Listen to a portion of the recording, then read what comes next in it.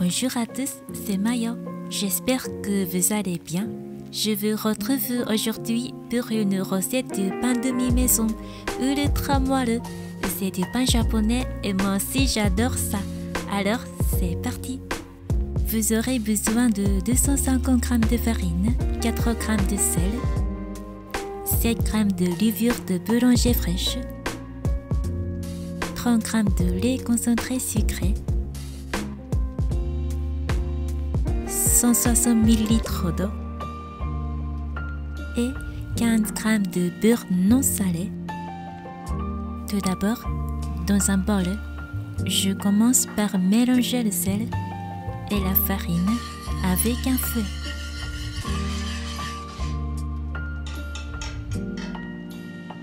Ensuite, j'ajoute la levure fraîche et le lait concentré sucré à l'eau tiède. Et je vais bien mélanger pour la dissoudre à l'aide d'un petit fouet. Mais faites attention, la température de l'eau ne doit pas dépasser les 50 degrés, sinon la levure ne pourra pas agir et votre pain ne gonflera pas. Puis, je verse ma composition dans la farine et je mélange bien avec la spatule.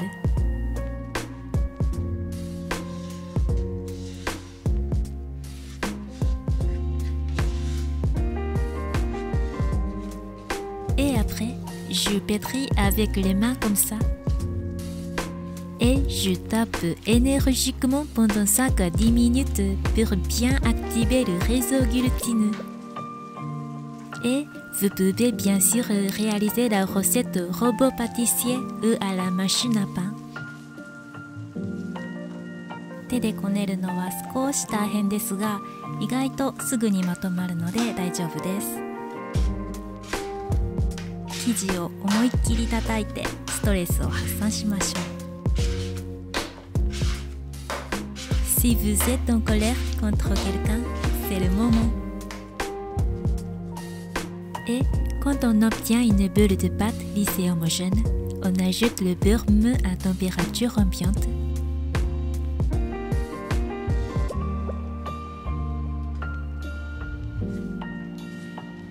Et on va continuer de pétrir la pâte et la taper avec les mains comme ça.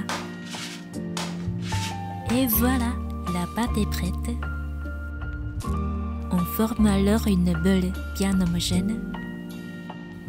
Et quand vous voulez vérifier la pâte, vous l'étirez comme ça et vous allez voir que le réseau glutineux va commencer à se créer. Et si votre pâte ne déchire pas, ça marche très bien. Et je mets un petit peu d'huile dans le fond de mon saladier.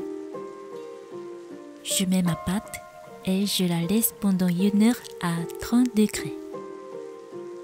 1 heure après, j'ajoute un petit peu de farine sur le dessus de la pâte pour éviter qu'elle ne me colle pas au doigt et je vérifie la fermentation.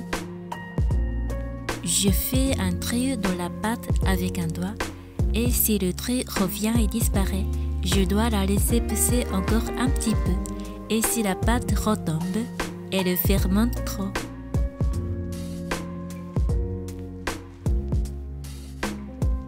Je la dispose alors sur le plan de travail.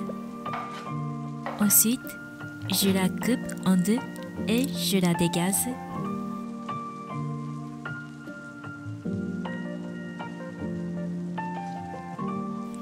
Et je formerai à nouveau une boule avec la pâte comme ça.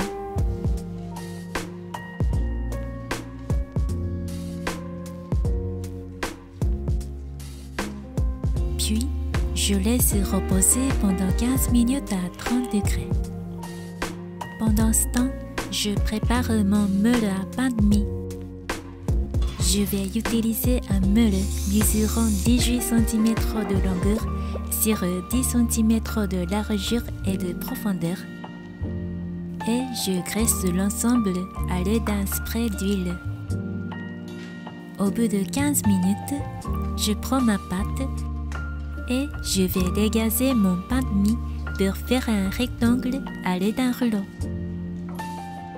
Je vais le rabattre Et je vais fermer bien la soudure comme ça.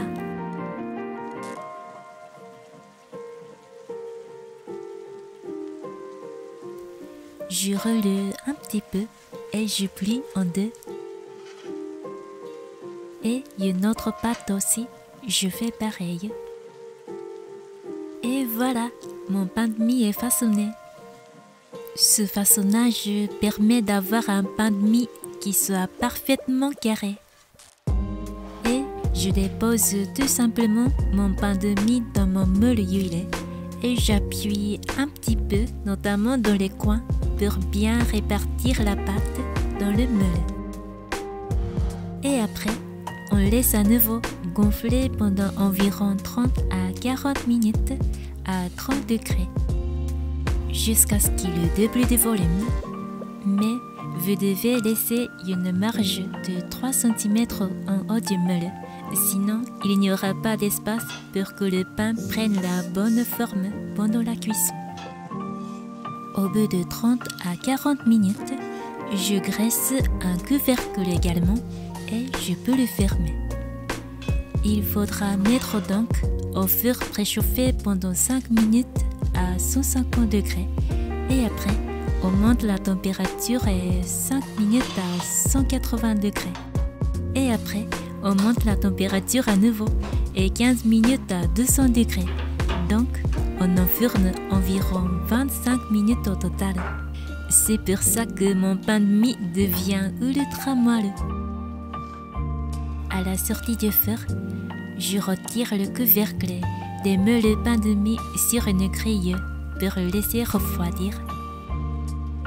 Une mie est aérée et ultra moelleuse. Vous n'avez plus qu'à faire de délicieuses tartines, des sandwichs et du pain grillé avec du beurre par exemple. Et bien sûr, vous pouvez conserver le pain de mie pendant plusieurs semaines au congélateur en enveloppant chaque tranche de pain avec du film alimentaire. On va se régaler. Bon appétit à tous! J'espère que la recette vous aura plu. N'oubliez pas les gros pouces bleus. N'hésitez pas à vous abonner à ma chaîne. N'oubliez pas de commenter, de liker et de partager la vidéo. À bientôt! Mata ne!